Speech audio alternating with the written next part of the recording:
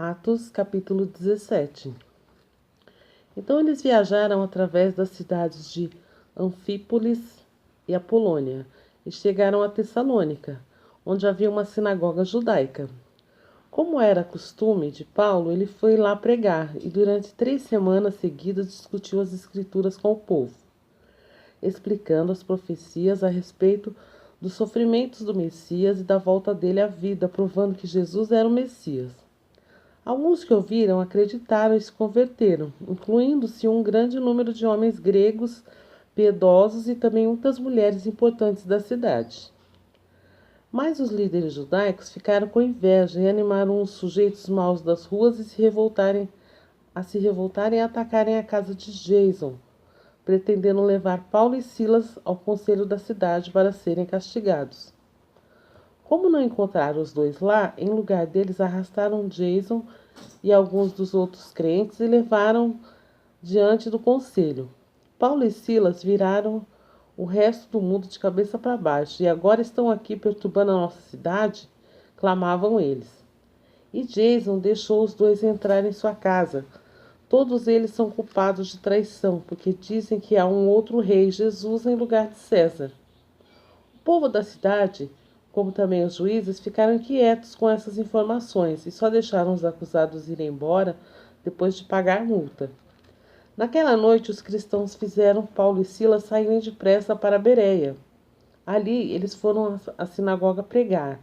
Entretanto, o povo de Bereia tinha a mente mais aberta do que o de Tessalônica, de modo que ouviram com mais interesse a mensagem e investigaram dia a dia as escrituras para conferir as declarações de Paulo e Silas, a fim de ver se realmente elas eram assim. Como resultado, muitos deles creram, incluindo diversas mulheres gregas importantes e também muitos homens. Mas quando os judeus de Tessalônica souberam que Paulo estava pregando a palavra de Deus em Bereia, foram para lá e criaram confusão. Os cristãos agiram imediatamente e enviaram Paulo para beira-mar, enquanto Silas e Timóteo ficavam lá em Bereia. Aqueles que acompanhavam Paulo seguiram com ele até Atenas e depois voltaram a Bereia, com um recado para Silas e Timóteo andarem depressa e irem ao encontro dele. Enquanto Paulo estava esperando por eles em Atenas, sentia-se muitíssimo perturbado com todos os ídolos que via por toda parte na cidade inteira. Ele ia à sinagoga para debater com os judeus, os estrangeiros devotos, e falava diariamente na praça pública a todos os que por acaso estivessem lá. Paulo teve também um debate com alguns dos filósofos epicureus e estoicos. A reação desses, quando ele falou de Jesus e da ressurreição, foi: é um sonhador, ou ele está fazendo propaganda de alguma religião estrangeira. Porém, eles convidaram Paulo para vir ao fórum ao Monte de Marte. Venha nos falar mais a respeito dessa nova religião, disseram, pois você está dizendo umas coisas bem estranhas e nós queremos ouvir mais. Eu devo explicar que todos os atenienses, bem como os estrangeiros de Atenas, pareciam gastar todo o seu tempo discutindo as últimas novidades. Então Paulo, ficando de pé diante deles no fórum do Monte de Marte, falou assim: Homens de Atenas, eu noto que vocês são muito religiosos, pois enquanto andava por aí vi muitos altares de vocês, e um deles tinha essa inscrição: ao Deus desconhecido. Vocês têm adorado a Deus sem saber quem Ele é, e agora eu quero falar a respeito dele a vocês. Ele fez o mundo e tudo o que nele há, e visto que o Senhor do céu e da terra não mora em templos feitos por homens e mãos humanas, não podem fazer nada por ele, porque ele não precisa disso.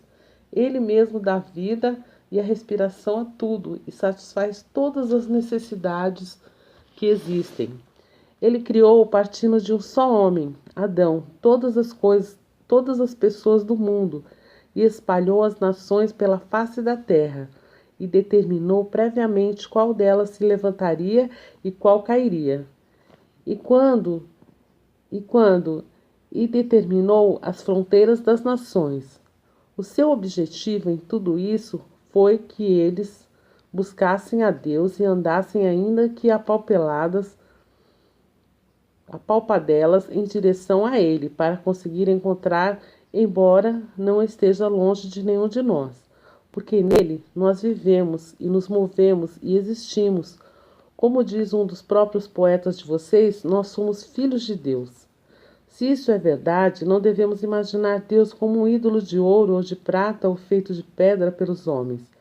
Deus tolerou a ignorância passada do homem a respeito dessas coisas, mas agora ele ordena a todo mundo que se arrependa e jogue fora os ídolos e adore somente a ele, porque determinou um dia para julgar com justiça o mundo por meio do homem que ele destinou e já mostrou quem é ao ressuscitar Jesus.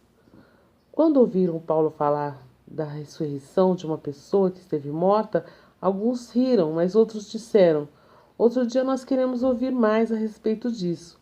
Com isso, terminou a discussão de Paulo com eles. Mas uns poucos se juntaram a ele e creram em Cristo. Entre esses estava Dionísio, membro do conselho da cidade, uma mulher chamada Damares e outros mais.